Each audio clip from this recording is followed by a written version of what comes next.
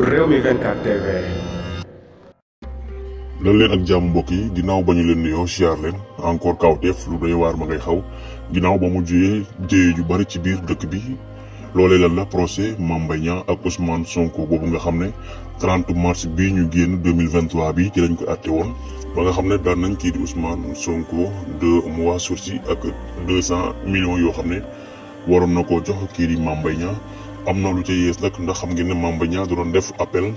defoon na ab conférence de presse di yëgle ne moom moomu di Mame Mbaye Niang affaire bi day am deuxième mi-temps xam ngeen ne nag ñu bari ci Sénégal yi ñu ngi doon naqarlu naan loolee du dul amaat ndax bis ba Ousmane Sonko waree wii ji tribunal amul dara lu doon dox ci réew mi lépp doon circuler date boobu nag daal dinañ koy jàppaat ci mois de avril bii ñu nekk 2023 xam nañu ne le 17 bii ñu jëm maanaam le 17 avril bii daal moom la ñu wax ne dinañ ko defaat loola di procès bi nga xam ne àtte woon nañ ko bu ñuy sukkandikoo ci Dakaractu ña ngay xam la ne appel boobu nga xam ne kii di Mame Mbaye Niang dugaloon na ko digganteem ak Ousmane Sonko kon daal dinañuy jàpp date ba maanaam le 17 avril bii nga xam ne moom la ñu nekk kon ci la Ousmane Sonko parce que yéene wuy ji waat tribunal ñu bari ci Sénégal yi ñu ngay wax ne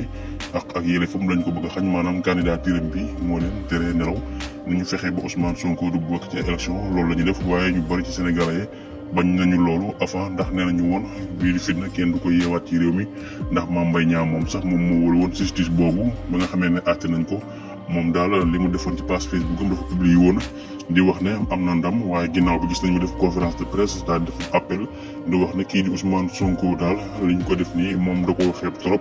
kon daal appel ba nga xam ne Mame Mbaye Niang dugal na ko ci digganteem ak Ousmane Sonko daal dinañuy jàpp date ba le 17 avril bii daal ñu nekk moom la ñu wax bu ñu sukkandikoo ci Dakaractu kon mi ngoo ko doy na waar kii di Ousmane Sonko war na delluwaat ci tribunal ba digganteem ak Mame Mbaye Niang fii ak le 17 avril bii ñu nekk 2023 jaa ngeen jëf mbokk yi